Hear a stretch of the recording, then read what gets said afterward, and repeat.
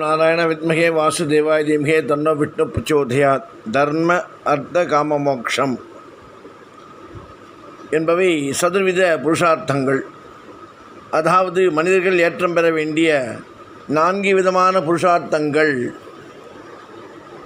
இவற்றை தான் ராமாயணத்திலே அவதரித்த விளக்கினான் பகவான் ஸ்ரீராமர்.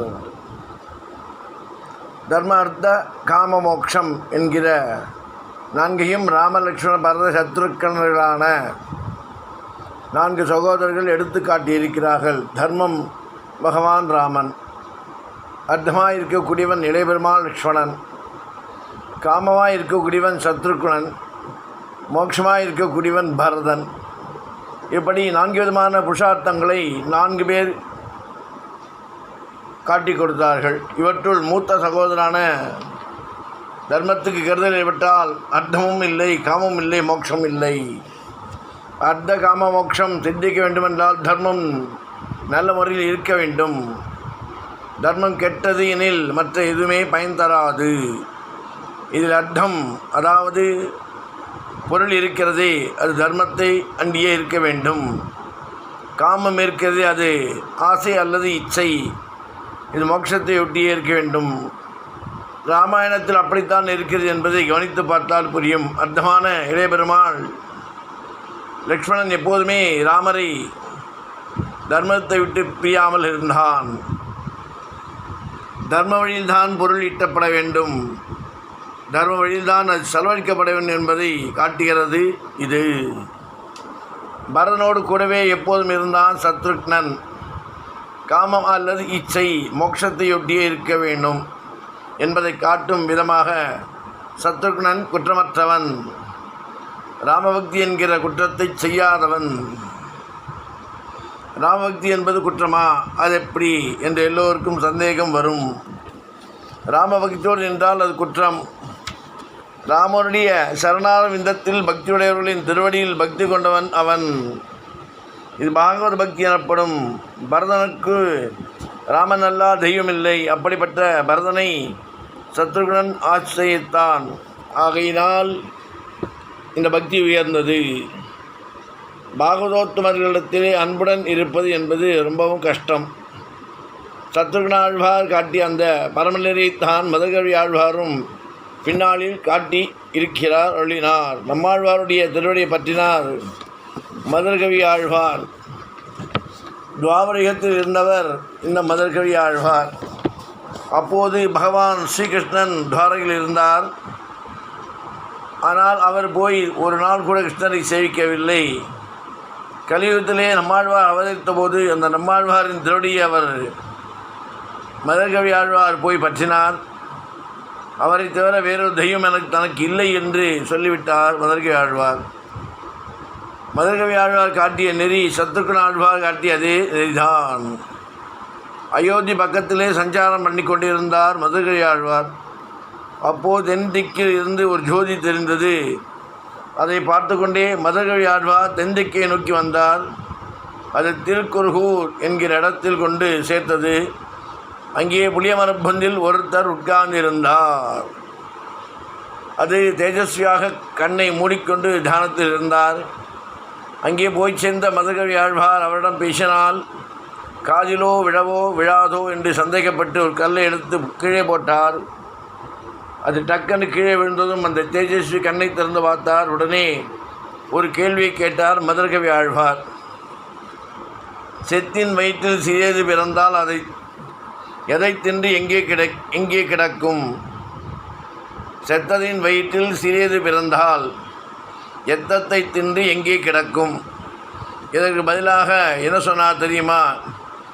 அதை தின்று அங்கே கிடக்கும் என்றார் அந்த பெரியவர்.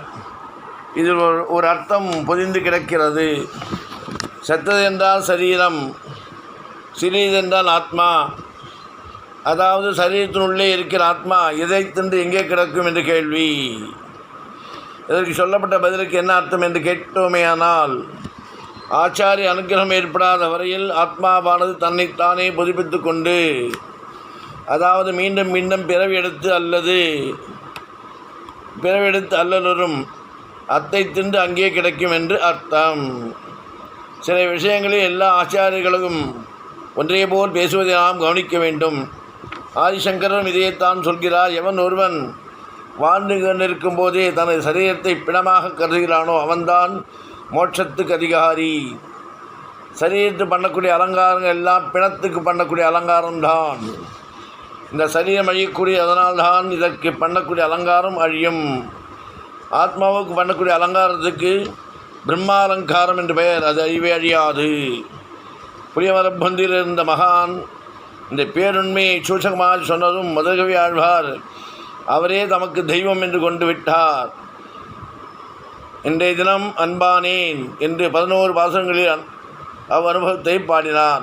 4000 சிவப்பிரபந்தங்களில் ஒரு தட்டிலும் அந்த 11 பாசங்களை மற்றொரு தட்டிலும் எடை போட்டோமேயானால் இந்த 11 வலுவடைதாக இருக்கும். அப்பேற்பட்ட பக்தியோட குருதான் தெய்வம், குருமல் தான் தெய்வத்தை பார்க்க முடியும், குரு அன்றி ஒன்றுமில்லை என்று எடுத்து கூறுவதற்காகவே மதுரக ஆழ்வார் மூலம் நம்மாழ்வரே தெய்வமாக ஏற்படுத்தி கொண்டார். மகிழ்வான வாழ்வு. உணவோ உறக்கமோ இன்றி எவ்வாறு ஒருவன் வாழ முடியும்? இவை மிகவும் அத்தியாவசியமானவை. அன்னாத் பவந்தி பூதானி பகவத்கீதையில் 3:14 போதுமான உணவை தானியங்கள் எல்லாம் மக்களுக்கு விலங்குகளுக்கு மகிழ்ச்சியுடன் வாழ முடியும். உணவு தானியங்களால் குறிப்பாக இந்தியாவை எடுத்துக்கொண்டால் கொழுத்த நாய், பூனை அல்லது பசுவை காண்பது அரிதாகி உள்ளது. ஏனெனில் அவற்றிற்கு தகுந்த உணவு அளிக்கப்படுவதில்லை. பகவான் ஸ்ரீகிருஷ்ணன் நம்மை உண்ணா நோன்பிறந்து ஹரே கிருஷ்ணா ஹரே ராமா மந்திரத்தை ஜபிக்கச் சொல்லவில்லை. நடைமுறைக்கு ஒத்துவராத எதையும் கிருஷ்ணர் கூறமாட்டார். நன்றாக சாப்பிட்டு நலமுடன் வாழ்ந்து ஹரே கிருஷ்ணா மந்திரம் ஜபம் செய்து வாழ்க்கையை பக்குவமுடையாக ஆக்கிக் கொள்ளுங்கள் என்றே கிருஷ்ணர் கூறுகிறார்.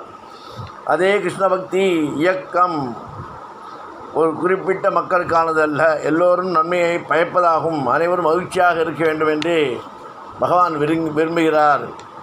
மகிழ்ச்சியின்றி அமைதியான வாழ்வு சாத்தியமில்லை. இதை எல்லோரும் புரிந்து கொள்வதற்காகவே ஹரே ராம ராம ராம ஹரே ஹரே, ஹரே கிருஷ்ணா கிருஷ்ண கிருஷ்ணா ஹரே ஹரே. கண்ணில் ஒளி தந்த பெருமாளுக்கு நன்றி செலுத்தும் வகையில் சுக்கர் பகவான் அணையா தீபமாக இரவு பகலாக பிரகாசித்து கொண்டிருக்கும் பரிகாரத்தலம் திருவெள்ளியங்குடி 108 திவ்ய தேசங்களுக்குள் ஒன்று. இங்கு சுவாமியின் பெயர் கோலவல்லி ராமர். மகாவிஷ்ணு வாமனவதாரத்தின் போது மகாபலி சக்கரவர்த்தியுடன் 3 அடி மண் கேட்டார். சிறுவன் வேடத்தில் வந்திருப்பதை சாட்சாத் சிவன் நாராயணனே என்பதை உணர்ந்து கொண்ட அசுர குரு சுக்கராச்சாரியார் மகாபலி சக்கரவர்த்தியிடம் 3 அடி மண் தர வேண்டாம் என்று கேட்டுக்கொண்டார். ஆனால் மகாபலியோ சுக்கரனின் பேச்சை கேட்காமல் கமண்டத்தில் இருந்த நீரை தாரையாக வார்த்து தானம் செய்ய முற்பட்டதால் சுக்கராச்சாரியார் வண்டாக உருவெடுத்து கமண்டலத்தின் துவாரத்தில் நீர் வெளியே வராதவாறு அடைத்து கொண்டார். வாமனர் வேடத்தில் வந்த மகாவிஷ்ணு தர்பை புல்லை விட்டு அடைப்பை நீக்க முயற்சிக்க வண்டின் உருவத்தில் இருந்த சுக்கராச்சாரியின் ஒரு கண்ணில் தர்பை புல் குத்தி ஒரு கண்ணில் அவர் பார்வையிழந்தார். அப்படி பார்வையிழந்த சுக்கரன் மீண்டும் பார்வை பெற்றது இந்த தலத்தில் கோலவல்லி ராமர் தரிசித்த பிறகுதான். எனவே இந்த ஆலயத்திற்கு வந்து கோலவல்லி ராமரை தரிசிப்போருக்கு சுக்கரன் பலம் பெறுவதுடன் சுக்கரதோஷம் இருந்தால் அகன்றுவிடும். தனக்கு கண்ணில் ஒளி தந்த பெருமாளுக்கு நன்றி செலுத்தும் வகையில் சுக்கர் பகவான் அணையா தெய்வமாக இத்தலத்தில் இரவு பகலாக பிரகாசித்து கொண்டிருக்கிறார். எனவே இத்தலம் நவக்கிரக தலத்தில் சுக்கரத்தலமாக போற்றப்படுகிறது. யார் நல்லது செஞ்சாலும் நல்லது செஞ்ச கெடுக்குது யாராக வருவான்றத ஒரு எக்ஸாம்பிளாக இது நமக்கு கூறப்பட்டுள்ளது. ஒரு நாள் செய்ய முடியல, ஓகே, செய்யணும்னு தடுக்காது, அது ஒரு பாவமாக போயிடும். இந்த பாவத்தை செய்யக்கூடாது என்பதற்காகவே பாவ விமோச்சத்துக்காகவே கோலவல்லி ராமர் சன்னையில் சுக்கரன் மூலம் நமக்கு ஒரு பாடத்தை புகற்றியிருக்கிறார். இது எல்லோரும் புரிந்து கொண்டு நாமும் வாழ, நாடும் வாழ, நாமும் வளமாக வாழ, நாடும் வளர்ச்சி பாதையில் சென்று கொண்டிருக்கிறது. அதற்கு நம்மால் என்ன செய்ய முடியும் என்பதை உணர்ந்து ஒவ்வொரு இந்திய குடிமகன்களும் எல்லோரும் புரிந்து கொண்டு செயலாற்றப்பட்டு எல்லோரையும் வாழ்விக்க வேண்டும், எல்லோரும் நலமாக வளமாக வாழ்வாங்கு வாழ வேண்டும் என்று கூறிக்கொண்டு அலமேல் மங்கா சமேத ஸ்ரீ சீனிவாச மலையப்ப சுவாமி பிரார்த்தித்த ஆசீர்வாதம் எம்பெருமானார் ராமானுஜரின் திவ்ய திருவடிகளே